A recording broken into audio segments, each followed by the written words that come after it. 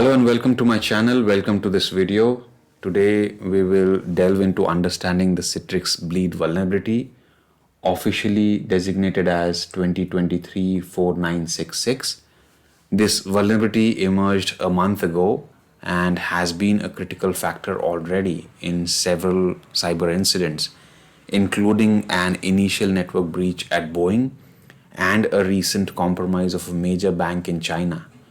On Boeing's security incident, I have already created a video and uploaded on my channel, which can be said the part 1 of this video. And now in this session, we aim to thoroughly understand what this vulnerability is, how it can be exploited. So we will do a full deep dive into theoretical analysis of the code and what specific functions in Citrix code were responsible for causing this vulnerability. So let's get started then. For those who are unfamiliar with Citrix Netscaler, it's a network device that provides load balancing, firewall, and importantly VPN services to the users. So how it works, like remote users who are connecting remotely to their office resources, they will connect to this Citrix Netscaler gateway to get authenticated via a URL that is given to them by their company, and then once they are authenticated, they are given with this suite of applications and resources and virtual desktops that are available for them to use. And so now you might ask, why not use a regular remote access VPN? Why Citrix Netscaler gateway? So the key difference between a VPN and a Citrix Netscaler gateway is in delivery. A VPN extends your office network to your device, but Citrix delivers a complete virtual workspace, a virtual desktop experience to providing you with a desktop and applications that are needed for your work. I will illustrate this with an example that I find in my home. In my home, my wife, she's a doctor. She works for this insurance firm, and her company issued laptop is quite basic. She works remotely, works from home, so her company has provided her with a very, very basic laptop without any high-end specifications. It doesn't have any pre-installed company applications, not even email. Each workday, and also the internet is very controlled on the base laptop. So each day her work begins by logging on to a URL that is given to her by her IT team, that is which is for the Citrix Netscaler portal, which leads to a virtual workspace. So once she is logged in, she is presented with a fully functional virtual desktop containing all the necessary work tools and all the patient data applications that are needed by their team to work on. So this setup is not only secure as it has provided you with an isolated workspace, but it is also very efficient, ensuring high performance regardless of your base laptop's capabilities.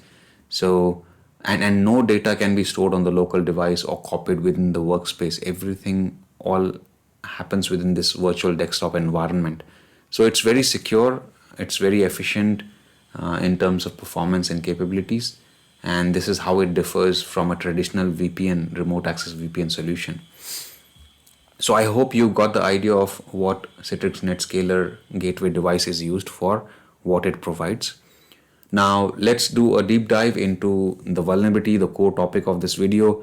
So on October 2023, Citrix published an advisory on 2 vulnerabilities that were affecting their Netscaler devices. The more critical of these 2 vulnerabilities was this CVE-2023-4966, which was categorized as a sensitive information disclosure vulnerability that will allow an attacker to read large amounts of data from the memory of the Netscaler device, and the memory might include session tokens, which can then permit an attacker to impersonate another authenticated user. And also a thing to notice here was that no authentication was needed by the attacker to exploit this vulnerability. So this CVE 2023-4966, this impacts Citrix Netscaler devices, and as on previous slide we discussed, these devices are crucial for remote access to company resources. So on the next slide, let's look at where the vulnerability lies. The vulnerability lies within the Netscaler packet processing engine. What is Netscaler packet processing engine? It is an engine which contains complete TCP/IP network stack and multiple HTTP services that are required by the Netscaler gateway device to run. And within this Netscaler packet processing engine, there are these three functions, that are central to the Citrix Bleed vulnerability. And these three functions, the way they interact with each other, that is causing this vulnerability. Now, in order to fully grasp the nature of this Citrix Bleed vulnerability, what I have in mind is that I will give you a slide-by-slide overview of what these functions are used for within this engine and how they interact with each other. Once you know the workings about these functions, it will become clear to you about how the vulnerability is caused. So on the next slide, then let's pick up the first function, that is the OpenID config function. This is used for authentication, verification, and implementing the OpenID Connect. We will discuss the characteristics of this function and try to understand how it works in conjunction with these other two functions. So OpenID Connect, then the first characteristic of this function is that it is used for managing the identity verification for clients who are connecting to the server. And the thing to note is that these functions are part of the OpenID Connect discovery mechanism, which is typically accessible publicly. And these endpoints, they allow the clients to retrieve the information about the identity provider, which is necessary for setting up the OpenID Connect authentication flows. And the OpenID discovery protocol, it specifies that these endpoints of OpenID Connect should be accessible publicly, and so that the clients, by accessing this URL, they can configure themselves with the correct URLs for authorization, token endpoints, and other necessary related information that is required for authentication and for authorization. So the exposure of these endpoints without authentication, that is by design. That in itself is not a vulnerability. However, if you have a function that is publicly accessible, it must be coded securely to prevent information disclosure. And these functions were not coded securely, and that is what is causing the vulnerability. We will understand that in the next slides. Just bear with me. The second function is the NSVPN send response function. The send response name itself suggests that this function is used for sending responses back to the client after a request has been processed. So the client server request response cycle that happens, that is handled by this NSVPN send response function. For doing this, for sending the response back to the client, it has to interact with other functions as well. And for doing that, here it interacts in this code with the SNprintf function. So within the Netscaler engine, the NSVPN send response function and SNprintf function, they both talk to each other. And after this interaction, the NSVPN send response gets this return value size that is needed by the NSVPN send response to determine what is the size of the response that should go to the client. So that is what NSVPN send response does. Now let's take a look at the SNprintf function. This is a very old function. It is specific to C and C++, and the high-level programming languages like Python and other high-level programming languages. In there, you will not find this SNprintf function, because in this function is purely used for memory allocation and buffer size, defining buffer size by the developers when they are developing the application. This is a very low-level language function specific to C, C++. In the higher level programming languages like Python, the memory allocation happens in the backend. It is handled automatically, dynamically, and that is the reason manually you don't have to allocate the memory. And that is the reason you will not find this function in Python or any other high level languages. You will find this function only in C, C++. This is very specific to the low-level languages. This printf function, it is crucial tool for developers. It is designed to format strings with a safeguard against this buffer overflow attack. And it does this by accepting this argument of the maximum character count referred to as n. To explain this, I will illustrate this with an example. Like, say if n is the buffer size, and let's say if this n, the buffer size is set to 10 bytes, and a client sends a string of 20 bytes, then what SNprintf will do is it will go ahead and it will truncate the excess size of 10 bytes, and it will write only up to 10 bytes, thus preventing this buffer overflow that we were talking about. So this is a successor to the printf function. The earlier printf function, which was there in C, C++, it did not have this mechanism of providing protection against buffer overflow. And that is the reason this secure version was developed, this SNprintf. This provides protection against the buffer overflow attacks. And the buffer overflow attacks back in early days, they were very common with the applications that were developed in C. And how does it then provides buffer overflow protection is we saw that it will take into consideration, it will operate by taking a maximum character count referred to as n, and based on that it will define the buffer size. If a larger string is sent, it will truncate that and write only what is what is matching the buffer size. Another key characteristic of this SNprintf function is that how it handles the return value, this return value. So SNprintf function, when it writes data into the memory, when it formats the string, it will also return you the value. When the value is returned, it will inform the developers of the full number of characters that could have been written if the buffer had enough sufficient space. So taking our earlier example, if we decided that n is 10 bytes, which is the buffer size limit is 10 bytes, and if somebody sends a string of 20 bytes, SNprintf will write only 10 bytes. But when it is returning the value, it will return the value as 20 bytes.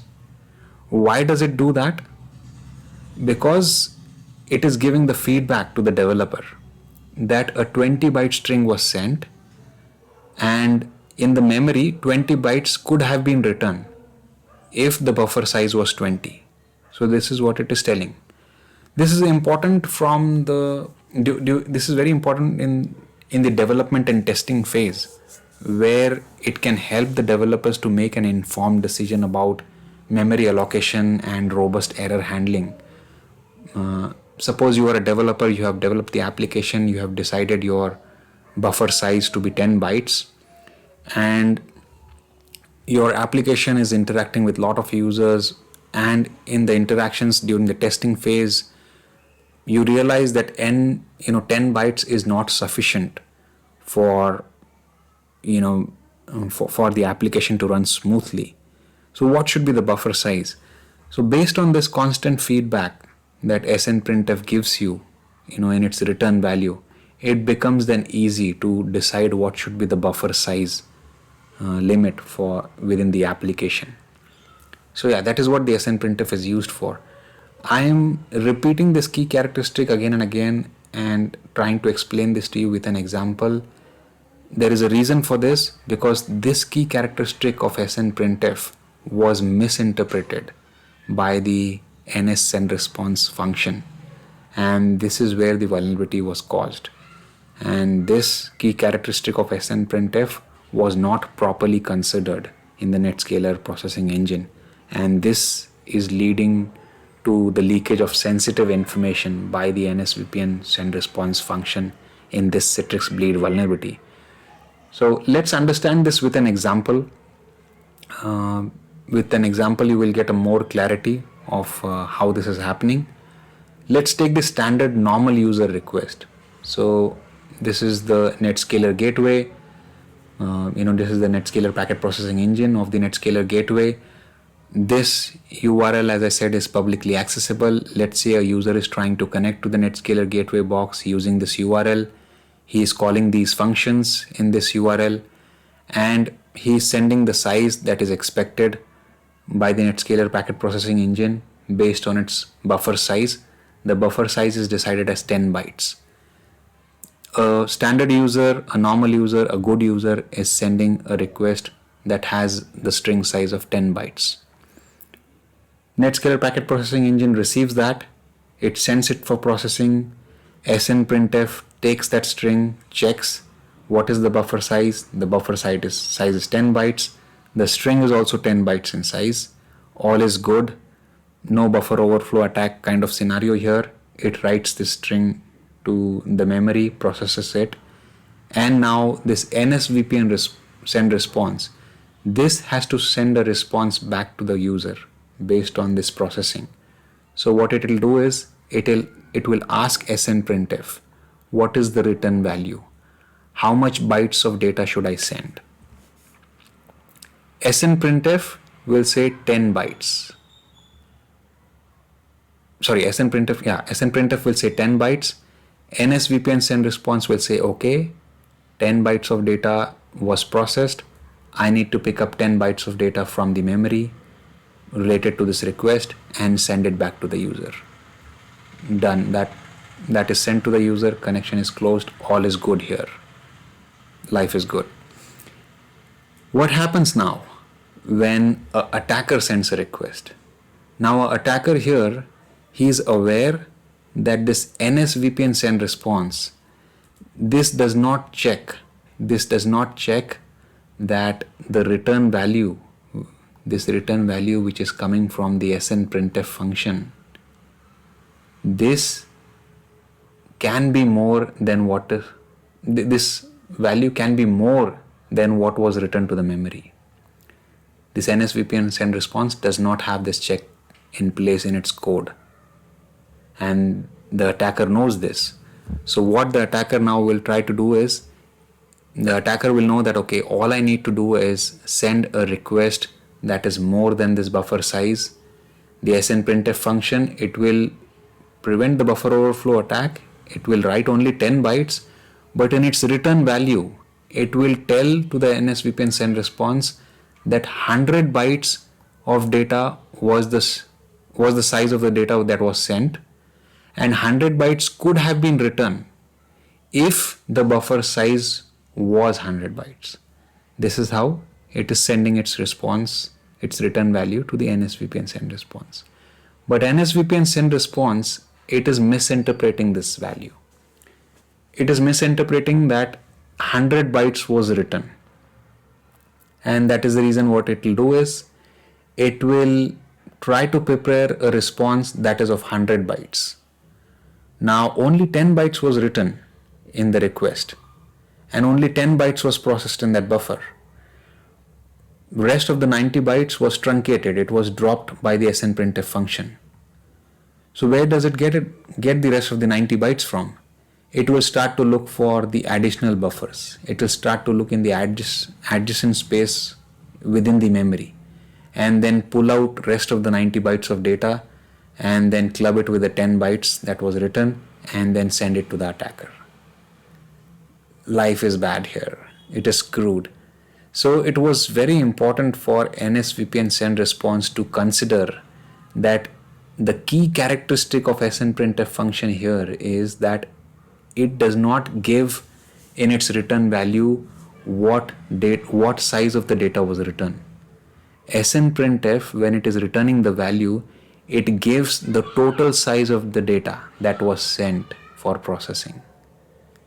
And so what NSVPN send response should do here is, it should add a check that whenever I get a return value from the SNprintf, I should make sure that I'm not sending more than this buffer size limit.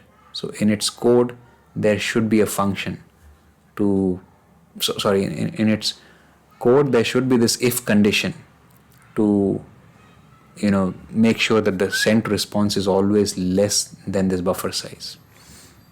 This is what the problem happened. So let's once again discuss how it is caused. The attacker, he manipulates this host header and sends a request to this public URL that is available over the internet. This public URL is calling these functions. These functions are further calling the NSVPN send response. The NSVPN send response is talking to SNprintf function to find out what should be the size of the return value that I need to send in my response. How much size of the data should I send? The SNprintf is returning the value, and SNprintf is returning the value to NSVPN send response, and in order to match the size, it starts looking for additional memory locations, picks the data from there, reads it from there, and sends it back to the attacker. Now, from the additional memory locations, the NSVPN send response function ends up picking some session keys as well for logged in users, for authenticated sessions. And once the attacker gets these session cookies in his response, it's over. I mean, he can get a session to the Netscaler device and then cause an impact. That is what happened in the Boeing's security incident, which I discussed in the first part of this video. That's what happened to a major bank in China, where this Citrix Bleed vulnerability was exploited. So now and it was termed as buffer overread because here the NSVPN send response function, it is reading more than the intended data. It is overreading, going beyond the buffer size, and that's why it is termed as buffer overread. So what is buffer overread? Unlike a buffer overflow where too much data is written into the memory, a buffer overread is when a system reads, when this function reads more data than it should. And this is what we saw, that this can lead to exposure of sensitive information stored in memory areas that are adjacent to the intended buffer.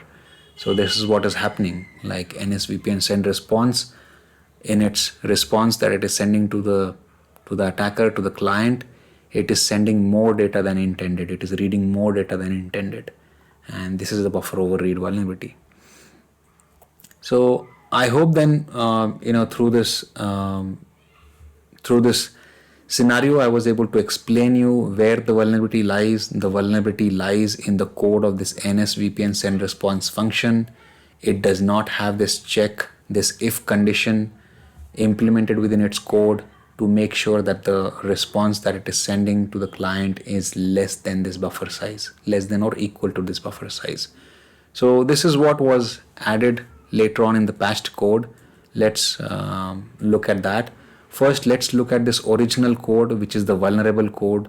So here is your OpenID function.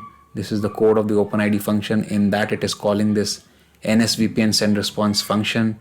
And this NSVPN send response, as you can see, in the affected versions, it doesn't have any if condition. It is simply, taking the data, whatever is printed into the printf by the printf function, and simply sends it back to the attacker. In a normal scenario, there is no problem because the clients are connecting, they are sending data as per the buffer size, but the attacker is sending data more than the buffer size, and that is the reason why he or she is getting a response that is higher than the buffer size. This is the patched code. Here, if you see, this is the security patch that was rolled out globally by Citrix to patch this vulnerability. And here, if you see, you can find the if condition. In the previous code, the original code, this if condition was missing. The OX2000 here, if you want, I can explain you the code in detail, so that we get a sense of what is this code. So SNprintf here, this is the function that is getting called, and similar to the original code, the SNprintf here is used for formatting a JSON response. It stores this response in the printtemp rule buffer, and this OX 20,000, this is the buffer size, this is the buffer limit, and UVR7, this receives the return value from the SNprintf, which represents the number of characters that would have been written to the memory. And now this new check that is added here with the if condition, this is a crucial addition, as I said, to the code. This is the patch for the code. It checks if the return value from this UVR7 from this variable, is it less than this buffer size of OX 20,000. This check, it ensures that the response size does not exceed the buffer's actual capacity, and this is addressing the buffer overread issue. So this if this if condition is true, that is the data size is within the buffer limit, the response is prepared for sending. And this OAuth v2, and these are likely the JSON flag telling, and one I think means that the response is ready to be sent. IVR3, this variable equal to NS VPN send response, and all these things within it, they are basically the response that is sent, and notably this U variable 7 is used here, ensuring that only the right amount of data which is within this buffer limit is sent.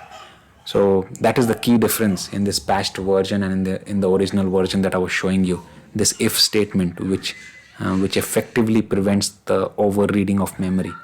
So by ensuring that the response data size does not exceed the buffer's capacity, this code is then eliminating the risk of leaking unintended data from adjacent memory spaces, and thereby resolving this vulnerability. So yeah. Now let's find out about the exploitation methods and how this vulnerability is exploited out there in the wild. This vulnerability had a CVS score, that is common vulnerability score, of 9.6 out of 10, which is very high. Usually when you have a critical vulnerability, if it has a score of 9.6 and above, that means it can be exploited with lot of ease, and with a very basic understanding of the vulnerability, it can be exploited. So here that is what I'm going to demonstrate by showing you some screenshots on the next slide, like how easy it is for anyone with a basic understanding of web requests to exploit this vulnerability. And since the ease of exploitation is very, very easy, that is the reason this vulnerability has got a score of 9.6 out of 10, making it a critical vulnerability. And tools like Postman, CURL, burp suit, and any one of these can be used to exploit this vulnerability. What I tried in my lab was with Postman. So this is a screenshot from my lab. I could not do a live demo because I do not have so much of money to get the Netscaler gateway for my lab and then try this out. And obviously out in the wild, you cannot simply go ahead and start exploiting this or start researching this, because you have to take into consideration the legal and ethical context of this, and you need to have prior permissions, legal permissions, before you're doing any security penetration testing on anybody's Netscaler. So yeah, on Shodan and on Census, these internet scanning engines, you will find a lot of Netscaler devices out there, but please don't try it out because you need a permission in advance, a legal permission by the owner before doing a pen testing. So yeah, I could not do a testing for this, but the Postman, I'm showing you how it can be done. In the Postman, from here you can select the HTTP GET method, which is the standard method for requesting to a server, And this is the URL by which you can call the OpenID endpoints, the OpenID functions that we discussed on our slides, which can be called. And when you're sending the GET request, all you need to do is modify these two headers. One is this, very important, is this host header. You need to choose a custom host header in which you can write something like this. So what this value means is that A is repeated here 24,812 times. This number can be anything. I mean, what you're basically trying to do here is you're trying to send a string that is more than the buffer size of the Netscaler gateway. So you're trying to send a very large amount of string through your GET request. Why you're doing that? We saw that on our attacker request slide, that only when you send a string that is exceeding the buffer size, only then you will receive a response that will include data from the memory. So the bigger the string that you're sending, the bigger the response you will receive, and you will receive a lot of data. And connection, you're saying, is closed because you would want to make these as individual requests. You want them to stay as independent requests. So that is the reason you are sending it as close. So once you can send this GET request, you can go back to, you can collect the response, the data from the memory, and then close the request, and then again start again, send this again. And of course you can automate this in a Python script. If you want to collect a lot of data from the memory, then there is Python script available as well by the security researchers put out there on GitHub, using which you can automate this GET request response, where you can query the Netscaler vulnerable gateway, collect the response from the memory, close the connection, query it again with this GET request, collect the response, close the connection. So by simply adjusting these headers and sending the request, you will start to receive sensitive data exposed by the buffer overread issue.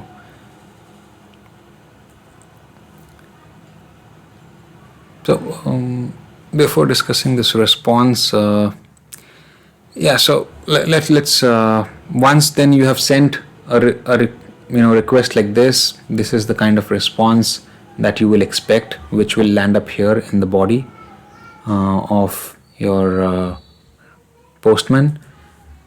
And the actual content, all these are HTTP headers, normal HTTP headers that I implemented.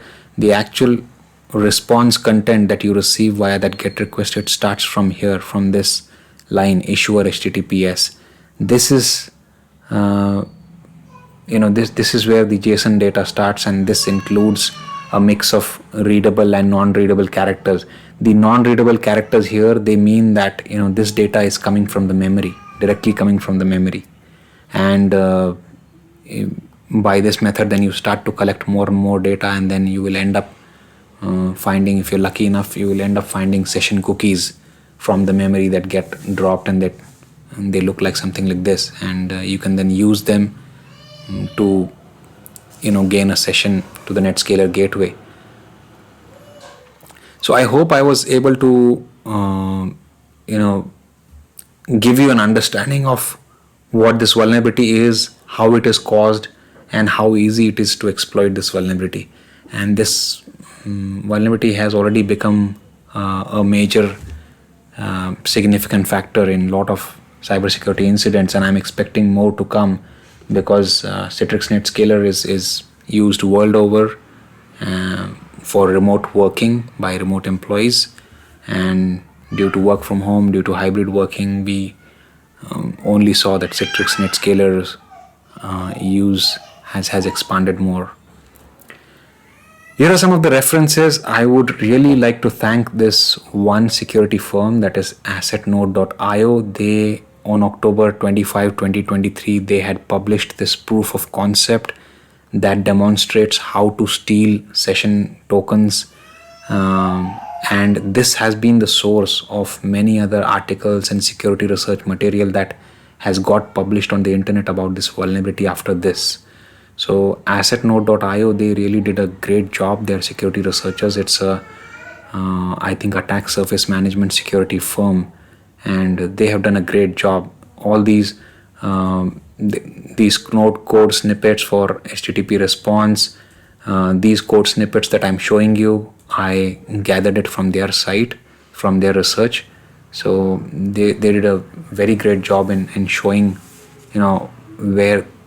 how the patched code looks like. And I think what they did is they took the vulnerable version of Netscaler, and then they took the patched version of the Netscaler.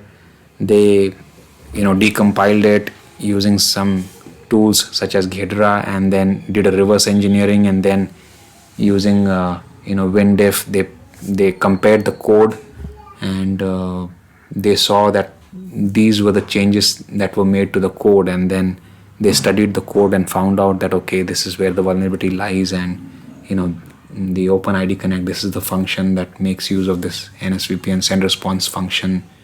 And the whole thing is because the NSVPN send response simply misinterprets this SNprintf function's return value that it is giving it.